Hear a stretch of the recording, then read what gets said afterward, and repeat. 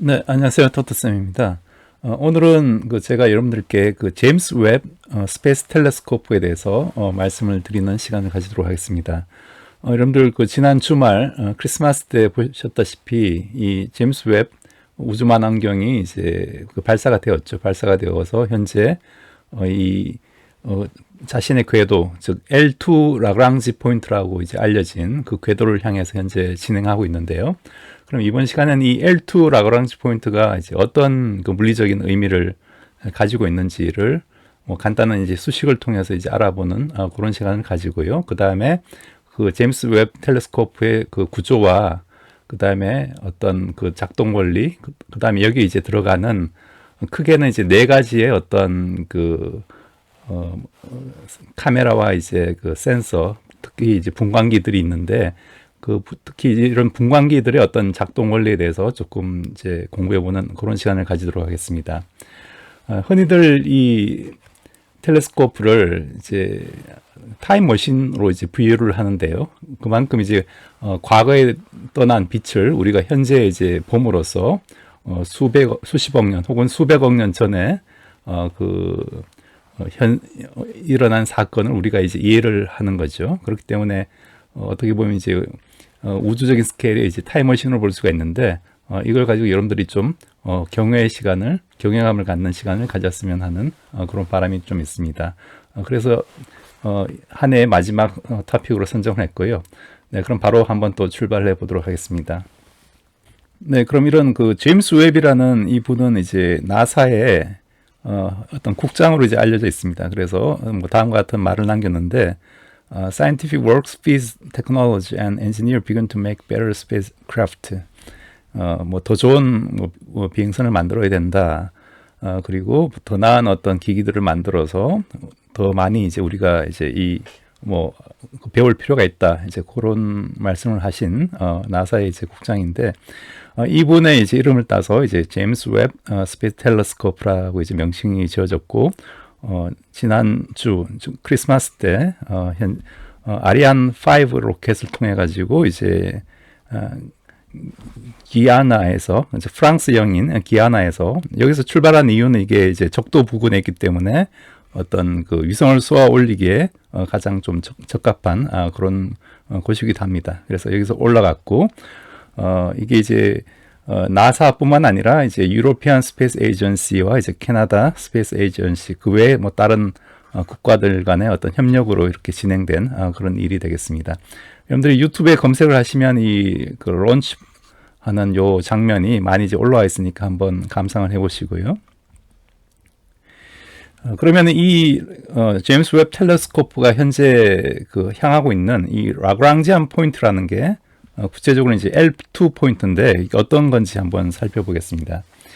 라그랑주 여러분들 제가 역학을 소개할 때 이제 라그랑지안 역학을 이제 말씀을 드렸었죠. 이제 그걸 처음 창안하신 이 라그랑주인데 이런 그 삼체 문제, 즉 3body problem 문제는 일반적으로 정확한 어떤 우리가 해를 구할 수가 없습니다. 그렇지만 한 물체가 아주 크고 이런 그다음 두 번째 물체가 작은 경우 이런 경우에 우리가 근사적으로 어프락시메이션을 써서 이제 풀 수가 있는데 그런 걸 이제 처음에 삼체 문제를 이제 해결하기 위해서 이런 라그랑지 역학도 이제 뭐 발견이 되었다고 볼 수도 있고요. 그래서 이런 라그랑지 포인트는 이런 그 삼체 문제를 풀 때 두 번째 물체가 이제 첫 번째 물체에 비해서 아주 그 작을 때 이 경우에 이제 근사적으로 우리가 해를 이제 애널리틱하게 이제 풀 수 있는데 그러면 그 해를 풀어보면은 이게 이제 이 두 물체 사이의 어떤 힘을 느끼지 않고 얘가 이제 같이 돌 수 있는 그런 오빗이 존재합니다. 그걸 우리가 그 라그랑지 포인트로 얘기를 하는데 이 원리는 이제 기본적으로 간단한데요. 이게 두 행성이 있으면은 여기 인공위성이 있다고 할 때 이쪽으로 이제 어떤 인력을 받겠죠. 만류 인력, 즉 중력을 받는데 대신에 또 이 인공위성은 이렇게 회전을 하기 때문에 원심력을 가집니다. 그래서 이 중력과 원심력이 이제 평행이 되는 그런 지점들이 있다는 거죠. 그런 것들이 이제 이런 라그랑지 포인트로 이제 볼 수가 있고요. 네, 그래서 이런 그 태양과 이런 뭐 지구 같은 이런 행성, 항성 시스템에서는 라그랑지 포인트가 이제 크게 5개가 존재하는데요. 이 중에 이제 L1, 그 태양과 지구 사이에 있는 이 직선상에 있는 게 이제 L1, L2, L3가 있고요. 지구상에서 이 태양 쪽에 있는 걸 우리가 L1, 그 다음에 지구 밖에 있는 걸 L2 포인트, 그 다음에 이 반대쪽, 태양의 반대쪽에 위치한 포인트를 우리가 L3라고 합니다. 그래서 L3 포인트에 보통 뭐 외계인이 산다, 뭐 그런 그 SF 픽션, 사이언스 픽션들이 많이 있죠. 그리고 또 이제 여기서 L4, L5가 있는데 L4, L5가 가장 안전한 그런 안정적인 그런 궤도가 됩니다. 뒤에서 말씀을 드릴 거고요. 그래서 이런 그 L2 포인트는 그 작은 물체 너머에 자리하는, 그래서 태양과 지구가 있으면은 이 너머에 자리하는 요 자리가 이제 L2 포인트가 되고, 이 자리가 이제 우주 만환경에 이제 가장 어떤 좋은 위치라고 볼 수 있습니다. 왜냐하면은 태양을 이렇게 등지고 외계를 이제 관찰할 수 있기 때문에, 즉 우리가 밝은 면을 보는 게 아니라 이제 어두운 면을 이제 관찰할 수 있는 그런 장점이 있죠. 그건 조금 이따 다시 말씀을 드리고, 그 다음에 이제 L1 포인트도 물론 이제 태양을 관찰하기에는 이제 좋은 포인트가 됩니다. 그래서 L1 포인트에도 역시 이런 그 관측 우주 만환경이 이제 올라가 있고요. 그 다음에 이제 이런 뭐 제임스 웹 만환경뿐만 아니라 윌킨슨 극초단파 만환경, 그다음 허셜 만환경 같은 것들이 이제 이런 대표적으로 이제 L2 지점에 이제 위치해 있다고 얘기를 합니다.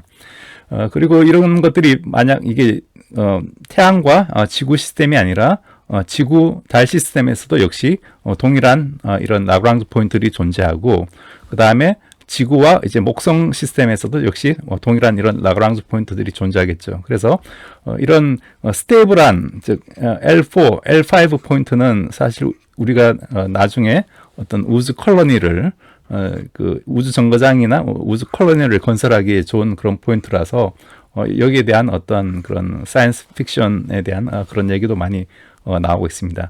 그리고 대표적으로 이제 지구와 목성의 이런 시스템에서 L4, L5에 자리하고 있는 이제 트로이 소행성들이 이제 유명하고요. 지구와 이제 태양 시스템에서도 역시 이쪽에 최근에 어떤 소행성이 이제 관측되었다고 얘기들도 이제 하고 있습니다. 그래서 이런 각각의 어떤 라그랑지 포인트들만의 어떤 고유한 어떤 성질이 있다. 그 정도를 알아두시면 되고요. 이 그림은 이제 중력과 간성을 이제 합해서 우리가 하나의 그 에너지로 봤을 때 등 포텐셜면, 즉 위치 에너지가 이제 동일한 면을 이렇게 그려놓은 그런 그림입니다. 그래서 여기 보시면 이제 L1 포인트는 여기 있고 L2 포인트가 있는데, L2 포인트의 이제 에너지와 사실 L1 포인트의 위치 에너지는 조금 이제 차이가 날 수는 있지만 둘 다 여기서는 이제 힘이 작용하지 않는 그런 지점이다라고 이제 볼 수가 있고요. 그래서 이런 그 구체적으로 L2 공전 궤도를 한번 살펴보면은 이게 제임스 웹 위성이 L2 포인트로 가서 가만히 제자리로 있는 게 아니라 여기서 다시 이렇게 이제 공전합니다. 즉 이 지구와 태양의 어떤 이 공전면에 다시 수직으로 이렇게 공전하는데, 요 궤도를 우리가 그 리사주 궤도라고 얘기를 합니다.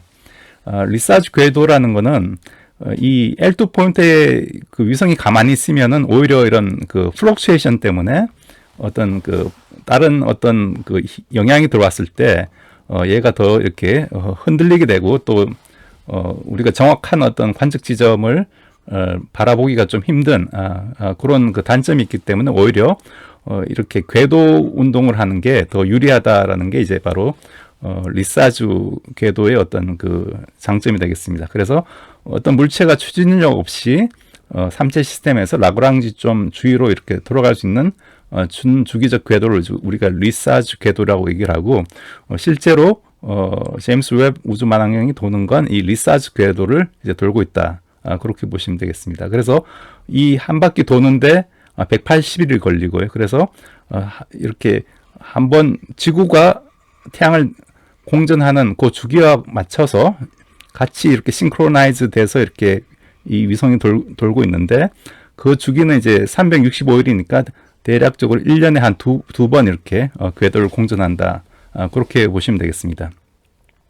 그렇게 이게 공전하는 이유도 역시 어떤 지구와 이제 이 태양과 일직선상에 있으면은 지구 그림자 때문에 우리가 그 어떤 통신 같은 걸 하기가 또 좀 힘이 들어지고요. 그 다음에 이게 어차피 또 태양광을 우리가 에너지로 써야 되는데 태양광 에너지를 이 그림자에 가려지면 쓰지 못하니까 이렇게 궤도 운동을 한다. 그렇게 이제 보셔도 되겠습니다. 그리고 이런 그 리사주 궤도가 바로 이런 그 위치 제어, 즉 자세를 한쪽 방향으로 이렇게 제어를 해야 될 텐데 관측을 하려면은 그걸 제어하기 위한 에너지가 가장 최소로 소모되는 그런 지점이다라고 이해를 하시면 되겠습니다. 그럼 구체적으로 이런 L2 공전 궤도를 어떻게 구하는지 그걸 한번 살펴보도록 하겠습니다. 네, 제가 이제 하려는 건 이게 이제 태양이고요. 태양이 있고 그다음에 이렇게 지구가 있을 때 위성이 이제 도달하는, 즉 제임스 웹 텔레스코프가 도달하는 요 지점이 이제 L2 지점이라고 얘기를 하고, 그럼 이 지구에서부터 이 L2 지점까지 거리가 이제 얼마인지 그걸 이제 계산을 하려고 합니다. 그럼 즉 L 값을 구하려고 하는데 우리가 이제 뭐 태양의 질량, 그 다음에 태양과 지구의 거리는 이미 알고 있죠. 이 거리가 이제 1억 5천만 킬로미터고요. 그러면 이 L 값이 얼마가 되느냐, 이제 그걸 찾고 싶은 건데, 이걸 하기 위해서 크게는 이제 우리가 이 두 가지씩만 알고 있으면 됩니다. 즉 여기에 작용하는, 즉 인공위성 혹은 마이크로 텔레스코프가 있을 때 여기에 작용하는 힘은 태양이 당기는 인력이 있고, 그 다음에 지구가 당기는 인력이 있겠죠. 그래서 그 그래비테이셔널 포스가 바로 이게 원운동을, 크게는 이제 원운동을 하고 있으니까 원운동을 할 때 이렇게 그 밀려나는, 즉 관성력이 있죠. 이걸 우리가 그 구심력과 반대되는 이제 원심력이라고 얘기를 하는데, 즉 원심력, 센트리페탈 포스와 이제 같다라는 요 조건에서 우리가 그 식을 이렇게 하나가 세울 수가 있습니다. 이건 이제 우선 그 태양과 지구와의 관계에서 이 지구가 태양을 도는 이유도 바로 이 구심력이 바로 만류인력이 되는 그 현상 때문에 도는 거죠. 그렇기 때문에 즉 만류인력, 태양과 지구 사이에 태양의 질량을 이제 ms, 지구의 질량을 m이라고 할 때 요 둘 사이 거리를 RES라고 하면은 RES 제곱분의 만류인력 상수 곱하기 두 질량의 곱, 이렇게 주어지죠. 여기 이제 만류인력이고, 요 만류인력이 지구가 느끼는 구심력과 같다. 구심력은 이제 이 거리 R분의 mv 제곱 이렇게 쓸 수도 있고, 이걸 다 있으면 이제 mr 오메가 제곱 이렇게 쓸 수도 있죠. 그래서 v는 r 오메가에서, 오메가는 이 원운동에서 이제 각이 돌아가는 그 속도가 됩니다. 그래서 각이 돌아가는 속도를 우리가 오메가를 한다. dt분의 d세타가 이제 오메가 되는 그런 상황이죠. 그래서 우리가 원운동 공식을 이제 이렇게 한번 썼고, 그 다음에 마찬가지로 이 위성에서 입장에서도 역시 동일한 그 조건을 쓰면 되죠. 그래서 위성 입장에서는 텔레스코프 또는 위성 입장에서는 여기 이제 태양이 당기는 힘이 이렇게 주어지고요. 거리가 RES 플러스 L이 되죠. 그 다음에 지구가 당기는 힘은 L분의 G large MEM 이렇게 주어질 겁니다. 요 식을 쓰면은 이게 이 위성이 느끼는 그 구심력이 될 테니까, 즉 원심력하고 구심력은 이제 같은 거니까 뭐라고 이제 우리가 이론을 붙여도 상관없습니다. 그래서 요 식이 R분의 MV 제곱, R 대신에 RES 플러스 large L, 요 거리가 되는 거죠. 이렇게 쓰고, 요 두 식을 이제 연립해서 풀면 되는데, 그럼 첫 번째 식에서 요걸 조금 모양을 바꾸면은 요 RES 제곱분의 요 만류인력 상수 곱하기 태양 질량 한 게 요게 이제 요 식이 되죠. 요 m은 스몰 m은 없어지고요. 즉 여기 MS에 해당, ME에 해당하는 값은 없어졌기 때문에 요 ME가 없어지고 즉 R분의 V제곱이 되죠. 그래서 R분의 V제곱은 다시 쓰면은 요건 이제 V가 R 오메가니까 V가 R 오메가로 볼 수 있으니까 이걸 다시 쓰면 이제 R 오메가 제곱 이렇게 쓸 수가 있습니다. 그래서 오메가가 이제 주기분의 이제 2파이가 되죠. 주기분의 t분의 2파이가 돼서 제곱하면 이제 t 제곱분의 4파이 제곱 요 식이 얻어집니다. 일단 이렇게 쓰고 요 보면은 요게 바로 주기 제곱하고 그 다음에 RES가 넘어가면은 이게 R3승이 되죠. 즉 R3승하고 주기 제곱이 이제 비례한다. 이게 바로 이제 케플러의 제3법칙이 됩니다. 그래서 케플러의 3법칙이 이제 요 식에서 나오는 거고요.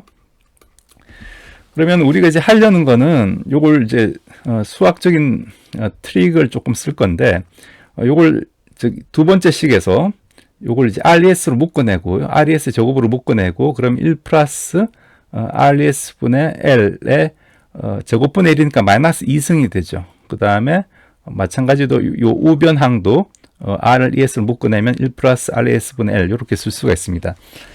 그럼 우리가 하려는 건 이 RES 분의 L이 충분히 작다면은 1보다 작으면은 이 지수는 이렇게 밑으로 앞으로 이렇게 나오게 됩니다. 즉 우리가 1 플러스 x에 n승을 하면은 x가 1보다 충분히 작다면 이건 우리가 1 플러스 nx로 근사를 할 수가 있는 거죠. 이런 식으로 항상 그 작은 양은 지수를 했을 때 그게 이제 앞으로 내려올 수 있다. 이제 그 식을 쓴 거고요. 그렇게 쓰면은 이렇게 쓸 수가 있고, 이렇게 쓸 수가 있죠. 요 식이 나온 거죠. 그럼 요 식에서 또 이제 요 식을 이제 최종적으로 우리가 계산해 주는 건데, 이걸 잘 보시면은 우리가 t 제곱분의 4파이 제곱 RES가 뭐하고 같냐면 이건 RES의 제곱분의 large GMS하고 같습니다. 그래서 요 항이 이제 요 항하고 첫 번째 항하고 같아서 이게 없어져 버리고요. 없어져 버리고 그래서 이것도 넘어가면은 요게 RES의 3승분의 3GMSL 이런 형태의 식이 얻어집니다. 요게 이제 오른쪽으로 다시 넘어가서 이 좌변은 요게 남고 해서 요 식이 얻어져서 요 식에서 우리가 그 L을 구할 수가 있습니다. 즉 요 두 식을 연립해서 풀었다 그런 얘기죠. 그렇기 때문에 L은 여기서 ms 3ms분의 3ms분의 me의 그 세 제곱근의 RES 한 게 됩니다. 그래서 요걸 이제 각각을 대입해 주면은 요 L 값이 얼마가 되냐면은 태양의 질량이 2 곱하기 10의 30승, 그 다음에 지구의 질량은 6 곱하기 10의 24승, RES는 150 곱하기 10의 6승 킬로미터죠. 이걸 집어넣으면은 1.5 곱하기 10의 6승 킬로미터가 나와서 즉 150만 킬로미터가 된다는 거죠. 그래서 즉 지구로부터 150만 킬로미터가 떨어진 점이 바로 이제 L2가 된다. 그런 얘기고, 이건 여러분들이 이제 눈치 빠르신 분들은 아시겠지만, 여기 이제 플러스가 아니라 이제 L이 이제 마이너스, 여기 점, 즉 L1 지점에서도 역시 동일하게 이 식을 계산해 보면은 동일한 값이 나옵니다. 그렇기 때문에 라그랑주 포인트의 위치가 아주 대칭적으로 이렇게 주어진다. 그걸 우리가 이제 알 수가 있는 거죠. 즉 L1하고 L2는 대칭적으로 얻어진다. 그럼 여러분들이 이제 생각하시기에 이런 그 L2 위치는 알겠는데 여기서 어떻게 이렇게 공전을 하려면은 이 공전을 하려면 뭔가 구심력이 이제 존재하지 않을까? 존재해야만 하는 거죠. 그럼 그 구심력은 뭐가 될 거냐라는 게 이제 문제인데, 이걸 조금 생각해 보시면은 이게 하나의 그 용수철 진자와 같이 물체가 이 L2 포인트를 중심으로 이렇게 공전을 하면서 공전을 하는 거죠. 하면은 이게 거리가 원심력이 이렇게 작용하는 건데 공전을 하니까 L2 포인트를 이렇게 이제 리사주 궤도를 이렇게 통과하면서 공전을 하는데 그런 원심력이 작용하는데 거기에 해당하는 이제 구심력은 일종의 그 이 스프링과 같이 이렇게 당겨주는 힘이 그 포텐셜 에너지가 이제 당겨준다 그렇게 볼 수가 있을 겁니다. 즉 뭐냐면은 우리가 그 하모닉 오실레이터 이런 그 용수철 진자의 포텐셜을 구해보면 이렇게 이제 주어지죠. 2분의 1 즉 x에 대해서 포텐셜 에너지가 2분의 1 kx 제곱 이런 형태로 주어지듯이 즉 x가 늘어나면은 이 포텐셜 에너지가 증가하기 때문에 자동적으로 이 안쪽으로 당겨진 힘이 이제 생기는 거죠. 그런 형태로 여러분들이 이걸 이제 해석을 할 수도 있습니다. 그렇기 때문에 이런 그 궤도 운동을 역시 이제 할 수 있다. 그런 얘기가 될 것 같습니다. 네, 여러분들 조금 어려우셨죠? 이제 지금부터는 그냥 한번 그 간단하게 한번 알아보는 그런 시간을 가지도록 하겠습니다. 그럼 우선 이런 그 라그랑주 포인트는 여기까지 됐고요. 그 다음에 이런 JWST, 즉 제임스 웹 텔레스코프의 어떤 스펙을 간단히 살펴보면요. 이게 이제 현재 이제 예정 임무 수행 기간은 한 10년 정도 이제 목표라고 합니다. 그래서 10년 동안 가동을 목표로 하고 있는데, 주 제작사가 이제 너스롭 그루먼이라는 이제 그 군수 업체가 되는데, 즉 이런 군수 업체 쪽에서 이런 그 우주 항공 산업에 막대한 또 자금을 이제 투자를 하고 있습니다. 왜냐하면 이게 이런 기술들이 앞으로 이제 우주 전쟁이 발발했을 때 먼저 이제 적을 탐사를 하고 그 다음에 위치를 제어해서 어떤 그 무기 체계를 이제 가동시켜야 되는 거죠. 이제 그러려면 일단 그 가장 중요한 게 적을 먼저 이제 발견하는 게 되니까, 그런 이제 탐사를 하는 그런 기술과 이제 바로 직결되기 때문에 이런 텔레스코프 기술이 이제 이런 군수 업체들에서 이제 많이 이제 눈독을 들이고 있습니다. 그래서 현재 예산이 한 100억 달러가 들어갔고, 이제 향후는 계속 이제 더 증가를 하겠죠. 그리고 발사 중량은 이제 6.5톤이 되고, 만원경 면적이 이제 6.5m 곱하기 한 15m 정도 사이즈고, 직광 면적이 이제 25m 스퀘어, 초점 거리가 한 131m 정도 되는, 출력은 한 2kWh 정도를 쓰고, 탐사 장비로는 크게 이제 망원경, 그러니까 카메라와 이제 이런 그 스펙트로스코피를 하는 그런 게 센서가 이제 4개가 이제 달려 있다고 보시면 되겠습니다. 그래서 니르캠, 니르스펙, 미리, 그다음에 니르시스라는 요 4가지 형태의 그 사이언티픽 장비들이 탑재가 되어 있고요.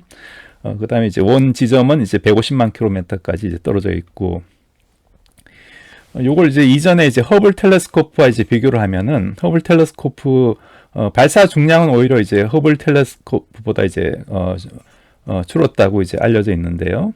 여기는 이제 11톤이고 여기서는 이제 6.5톤이니까 이제 발사 중량이 이제 줄었죠. 줄은 이유가 뒤에 나오지만 이런 그 반사경의 어떤 질량을 대폭 감소를 했고요. 그 다음에 출력도 줄였고, 그다음 크기는 훨씬 키웠습니다. 여기서는 이제 13m 곱하기 4m고, 이 허블 텔레스코프는 이제 지구 궤도 바로 위를 돌기 때문에 고도가 한 500km 정도 위치인데 비해서, 이 허블 텔레스코프에 비해서 이 아까 라그랑주점까지 150만 킬로를 이제 이동하는 거니까 이제 거기서 큰 차이점이 있고요. 그 다음에 이제 구경도 훨씬 이제 커졌고, 그다음 초점 거리도 훨씬 이제 길어진 그런 셈이죠. 네, 그래서 요 허블 텔레스코프의 이제 스펙도 이제 간단하게 이렇게 비교를 할 수가 있습니다. 그래서 여기 사람의 어떤 사이즈고, 이제 허블 프라이머리 미러의 크기가 이 정도라면은 이 JWST의 미러는 한 이 정도 사이즈가 된다. 그걸 이제 보여주고 있습니다.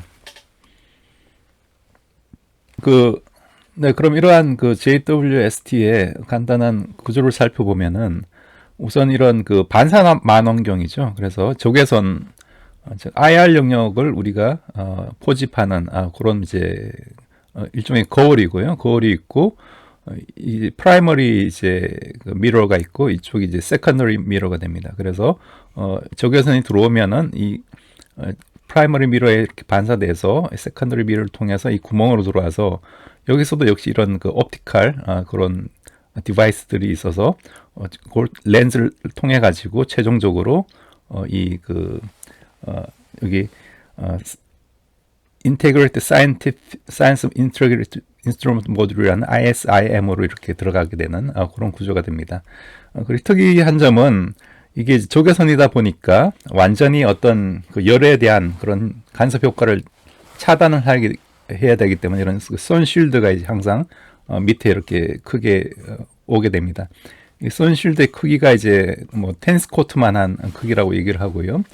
그래서 이게 하나의 그 얇은 그 캡톤 필름으로 되어 있는데, 캡톤 필름에 이제 알루미늄 같은 걸 굉장히 얇게 한 100나노 정도 이제 코팅을 해가지고 이걸 5장 정도로 이렇게 쌓아서 이렇게 선실드를 만들고 있습니다. 그래서 일종의 그 파라솔이라고 볼 수가 있고요. 항상 이 JWST가 이제 관찰하는 그 지점은 그 태양을 보는 쪽이 아니라 그 태양의 반대쪽을 이제 관찰하기 때문에 요 선실드 면에서 이제 태양빛이 이렇게 부딪혀서 이렇게 반사되게끔 그렇게 이제 디자인을 했다고 보시면 되고요. 그 다음에 이쪽에 전원을 공급하기 위해서 이제 솔라 어레이, 태양 전지가 이제 들어가게 되고, 그 다음에 요 ISIM이라는 모듈이 바로 이 반사경 뒤쪽에 붙어 있고, 그 다음 밑에는 이제 스타크래프트 버스라는 게 있어서 어떤 다른 어떤 그 보조적인 어떤 그 장비들이 이렇게 들어가 있는 그런 상황이 되겠습니다. 그래서 가장 중요한 건 이 열을 관리하는 건데요. 그래서 이런 인스트루먼트 자체가 이제 40켈빈 안쪽의 온도에서 이제 작동되어야 되고, 특히 MIRI라는 요 인스트루먼트는 인스트루먼트는 작동 온도가 이제 7켈빈, 7K니까 거의 액체 헬륨의 이제 기화 온도가 이제 4K니까 거의 이제 액체 헬륨 온도보다 조금 높은 온도까지 냉각을 시켜야 된다. 그렇기 때문에 완전한 이미지를 이제 얻기까지 시간이 최소한 한 6개월 정도 이제 걸릴 거라고 사람들이 이제 예상을 하고 있습니다. 그래서 이건 이제 위에서 본 모습이고 이제 밑에서 본 모습인데, 아까 말씀드렸다시피 이 반사경 자체가 이제 18개가 있는 거죠. 18개가 있고, 이게 이제 베릴륨 플레이트에 이제 골드가 이제 코팅되어 있는 그런 그 구조가 됩니다. 그리고 이게 선실드가 이렇게 5겹이 되어 있고, 제일 밑에 선실드는 보시면 이제 색깔이 약간 이제 핑크색을 띠죠. 요게 그 캡톤 탭에 이제 알루미늄을 코팅했는데, 알루미늄 플러스 이제 실리콘을 코팅해가지고 이 태양빛을 조금 더 이제 잘 이제 반사시키게 하기 위해서 이렇게 돼 있고, 또 간격이 이렇게 떠 있는 이유도 이렇게 첫 번째 레이어, 두 번째 레이어, 이렇게 2중, 3중으로 열을 이제 반사를 시켜서 잘 그 배출하기 위해서 이렇게 얇은 멤브레인을 이렇게 겹으로 이렇게 쌓은 그런 구조라고 이제 얘기를 하고 있습니다. 그래서 이쪽은 이제 우리가 관측하는 지점은 다 이제 콜드 사이드가 되고요. 콜드 사이드가 되고, 밑에 있는 요 지점들이 이제 핫 사이드가 됩니다. 그래서 이 솔라 패널 쪽이 이제 핫 사이드에 있는 거고, 안테나 이런 것들이 이제 핫 사이드에 있고, 콜드 사이드에는 이제 선실드 이제 위쪽에 있는 부분, 미러나 혹은 뭐 다른 그 장치가 있는 ISI 장치가 있는 그런 부분이 될 것 같습니다. 그래서 이 사진은 이제 인프라레드 인스트루먼트를 실제로 이제 나사에서 이제 조립하고 이제 성능을 테스트하는 그런 장비고요. 그다음에 이런 실제 이 디텍터에서도 열이 전자 장비니까 열이 발생하기 때문에 이 열을 또 우주로 잘 빼주기 위해서 이런 크라이 쿨러 같은 게 이제 필요합니다. 크라이 쿨러도 상당히 이제 핵심적인 기술이고, 이걸 이제 음파로 이렇게 열을 만들어서 그 열을 이제 배출시켜주는 새로운 그 기술을 적용했다고 알려져 있습니다. 요거는 이제 나중에 기회가 되면 다음에 이제 말씀을 드리고요. 왜 이런 그 인프라레드 망원경이 필요한지에 대해서 말씀을 드리면요. 이건 이제 허블 우주망원경이 찍은 그 이미지인데요. 이걸 우리가 딥필드 이미지라고 얘기를 합니다. 그래서 우주에 아무 깜깜한 아무 부분을 이제 골라서 우리가 찍어도 이걸 이제 아주 장시간 노출을 해서 이제 찍어 보면은 빽빽하게 이제 은하들이 이제 차 있다라는 거죠. 그렇기 때문에 즉 이런 JWST에서도 이 반사경 하나당 싱글 포톤이 들어와도 이걸 이제 디텍트할 수 있을 정도의 어떤 레졸루션을 가지고 있기 때문에 이런 미세한 어떤 빛을 우리가 잘 찍기 위해서는 이 초기 우주로 갈수록 이게 이제 우리가 우주가 팽창하고 있다는 걸 알고 있죠. 빅뱅 이론에 의해서. 그렇기 때문에 초기에 생성된 빛은 이 우주가 팽창함에 따라 이미 이제 늘어나서 그 우리 가시 영역에 있는 게 아니라 이제 적외선 영역으로 이제 봐야지만 이제 보인다. 이제 그런 내용을 이제 담고 있습니다. 그래서 초기 우주를 보기 위해서는 이 적외선 카메라가 필요한 거고요. 즉 적외선 빛을 디텍트를 할 수 있어야 되고 그러기 위해서는 이런 JWST가 이제 IR 만환경이 될 수밖에 없는 그런 이유가 되겠습니다. 그래서 이런 뭐 적외선은 여러분들 아시다시피 가시광선보다 이제 파장이 긴 영역이죠. 긴 영역이고 길어질수록 이제 마이크로웨이브로 가서 이제 라디오 프리퀀시로 이제 가는 영역인데 에너지가 이쪽으로 가면 이제 에너지는 오히려 더 줄어드는 그런 영역을 볼 수가 있습니다. 그렇기 때문에 이제 제임스 웹 텔레스코프가 보는 파장의 영역이 한 600나노에서 28,000 나노 정도까지 가시광선의 이제 한 빨간색 정도에서부터 이제 IR 영역까지 보는 그런 텔레스코프라고 볼 수가 있겠습니다. 그래서 이런 인프라레드 텔레스코프로 보면은 기존의 어떤 이건 트리피드 네뷸러라는 그 부분을 성운을 찍은 영상인데 옵티컬 마이크로스코프로 보면은 먼지 때문에 이렇게 성운이 이제 가려져서 별들이 잘 보이지 않는데 이런 IR 텔레스코프로 보면은 이렇게 가려진 이런 그 별들도 이제 잘 보인다. 그렇기 때문에 이런 IR 인프라레드 텔레스코프가 훨씬 이제 관측이 유리한 점이고, 그다음 우리가 초기 우주 아주 멀리 떨어져 있는 이런 그 은하들을 보기 위해서는 이게 적색 편의가 되기 때문에 IR 텔레스코프로밖에는 이제 볼 수가 없다. 그게 또 중요한 이유가 될 것 같습니다. 그래서 이런 인테그레이티드 사이언스 인스트루먼트에 크게 이제 네 가지 카메라와 이제 센서가 달려 있는데, 그러니까 니르캠이라는 게 있고 니르스펙, 그다음에 미리, 니리스라는 요 네 가지 요 카메라들이 달려 있습니다. 그래서 각각의 어떤 영역 별로 기능이 조금씩 달라지고 그것들이 이제 굉장히 그 핵심적인 JWST의 가장 핵심적인 그런 부품이 됩니다.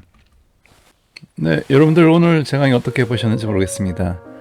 시간 관계상 여러분들 그 센서와 그 다음에 옵틱스, 그 다음에 나머지 부분은 다음 기회에 계속 진행하는 게 좋을 것 같습니다. 그러니까 여러분들 많이 이제 호응을 해주시면 감사하겠고요. 이번 시간에는 제가 이 제임스 웹 텔레스코프가 왜 L2 궤도에서 공전을 해야만 하는지, 그 다음에 이 L2 궤도의 의미가 뭔지, 즉 라그랑지 포인트에 대해서 이제 말씀을 드렸고, 그 다음에 이 제임스 웹 텔레스코프의 간단한 어떤 구조와 그 다음에 기능, 뭐 이런 것들에 대해서 조금 살펴봤습니다. 이게 사실 굉장히 첨단, 즉 하이테크 혹은 상당히 엣지 기술이기 때문에 여기에서 우리가 많은 또 새로운 어떤 기술적인 내용을 공부를 하고 그걸 이해할 수 있다면은 이 우주 기술을 일상생활에서도 우리가 쓸 수 있지 않을까. 그럼 또 하나의 새로운 어떤 산업이 나올 수도 있을 거고요. 그래서 이 강의도 제가 체계적으로 좀 구성하고 있으니까 여러분들이 많이 좀 호응을 해주시면 감사할 것 같습니다.